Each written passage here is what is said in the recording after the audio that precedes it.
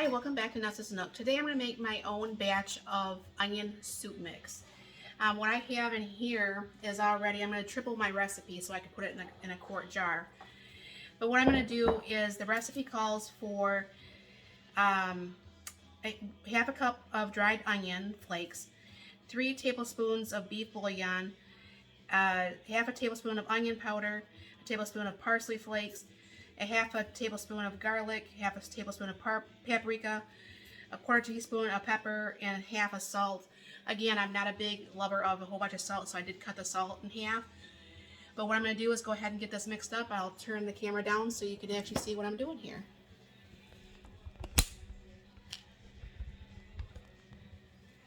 Alright, now what I have is, to not bore you, I just went ahead and put the spices actually in the little bowls.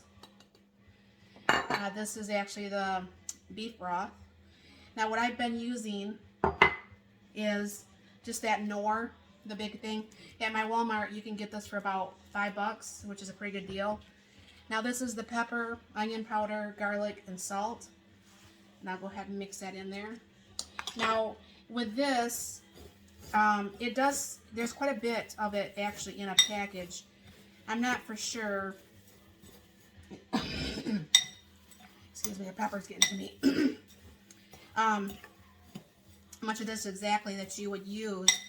I would probably say a good ounce, maybe 2 ounces, if not maybe more. At least a good ounce, which is going to be, like I said in my last video, I do have these little shot glasses that says teaspoons, tablespoons, ounces. I believe I did get this at Walmart. It's really nice to have instead of having to always use your measuring spoons. But what I'm going to do is put everything actually in a quart jar, and as I need onion soup mix, because I do use it quite a bit, because I do really like the flavor of onion soup mix. And this again might be too much for a quart jar, but it should probably be fine. And then all these spices are getting in my throat. Go ahead and dump this in here. Now, I told you in my one video of my favorite gadgets of, there's actually these attachments for my food saver, because what I'm going to be doing is that quart worked really well for that too. I'll be vacuum sealing this when I'm done, and I ran across these on Amazon. Now this is more like a silicone, and I just did that with my taco seasoning mix to vacuum seal that, and this actually will vacuum down. It's kind of really cool because I love my attachments to my vacuum sealer. However, the actual real vacuum, or the Food Saver brand, and the regular one doesn't work very well. It's just kind of a real pain in the butt. So what I would do is I'm going to go ahead and stick this on here like this, put my attachment on, and I'll go ahead and vacuum seal this down, and it's going to become shelf stable. So I would actually go ahead and shake this up every time before you use it.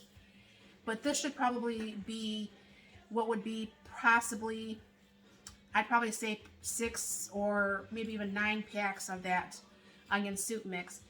And this is actually onions that I did dehydrate myself, which kind of makes me kind of happy because, I don't know, I really enjoy dehydrating and freeze drying and stuff. So if you get a chance to do that, you don't have to have a dehydrator. You could actually do it with even your oven if you wanted to, or some people buy those ones that like hang outside and it's like a mesh. It's kind of cool.